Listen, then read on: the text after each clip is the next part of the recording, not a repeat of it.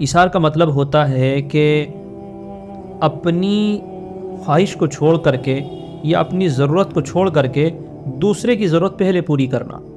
یہ ایثار اتنا بڑا اہم حصہ ہے ایمان کا کہ اللہ تعالیٰ نے قرآن میں بیان فرمایا یؤثرون علی انفسہم ولو کان بہم خصاصہ، کہ صحابہ کرام کو اپنے پاس میں مجبوری اور دقت ہوتی تھی لیکن وہ اپنے سے زیادہ دوسروں کا خیال رکھتے تھے۔ جس معاشرے کے اندر ایثار عام ہو جاتا ہے تو اس معاشرے کے اندر اخلاقی ترقیاں ہونے لگتی ہیں، وہ معاشرہ ترقی کرنے لگتا ہے، اس معاشرے کے اندر سکون پیدا ہو جاتا ہے۔ ایک واقعہ ہے حضرت ابن عمر رضی اللہ تعالیٰ عنہ کا۔ حضرت ابن عمر رضی اللہ تعالیٰ عنہ کے پاس میں ایک شخص آیا۔ حضرت ابن عمر رضی اللہ تعالیٰ عنہ کے پاس میں ان کی فرمائش کے مطابق مچھلیاں بنی ہوئی تھیں۔ آپ نے اپنے کسی شاگرد سے کہا تھا کہ آپ میری مچھلیاں لے کر کے آؤ، تو انہوں نے وہ مچھلیاں بنوائی تھیں، لیکن ایک سائل آ گیا۔ آج کل ہوتا یہ ہے کہ اگر ہمارے پاس کوئی سائل آ جائے تو بعض دفعہ ہم اسے جھڑک دیتے ہیں، اور اگر اس کو سامان دیتے ہیں تو پہلے اپنی خواہشیں پوری کرتے ہیں، اپنی ضرورتیں پوری کرتے ہیں، اپنی تمام چیزوں سے جب بچ جاتا ہے تو تھوڑا بہت کچھ سائل کو دے دیتے ہیں۔ تو حضرت ابن عمر رضی اللہ تعالیٰ عنہ کے پاس میں وہ سائل آ گئے، تو سائل نے کہا کہ آپ مجھے یہ مچھلیاں کھلا دیجئے، مجھے یہ مچھلیاں پسند ہیں۔ تو اب آپ تصور کیجئے کہ گھر کے اندر پسند کا عمدہ کھانا بنایا گیا ہو اور کوئی سائل آ جائے اور پھر وہ کھانے کو سائل کو دینا پڑے۔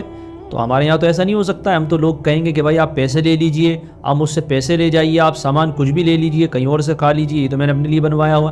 ہمارے یہاں پر یہ پروسیس شروع ہو جاتا ہے، یہ طریقہ شروع ہو جاتا ہے۔ حضرت ابن عمر رضی اللہ تعالیٰ نے وہ پوری کی پوری مچھلیاں لیں اور لینے کے بعد میں سائل کے حوالے کر دی۔ ان کے ایک شاگرد جو پاس میں بیٹھے تھے وہ پاس میں گئے اور جانے کے بعد میں کہا کہ کیا تم ان مچھلیوں کو بیچنا چاہتے ہو؟ اس نے کہا میں بالکل بیچنا چاہتا ہوں۔ تو اس نے کہا کہ آپ مجھے 1.5 درہم دیں، میں آپ کو یہ مچھلی آپ کے حوالے کر دیتا ہوں۔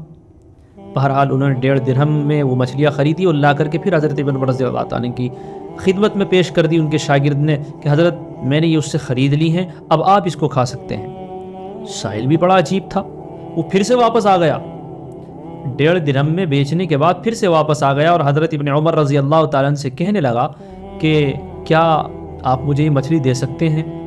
مجھے ان مچھلیوں کو کھانا پسند ہے۔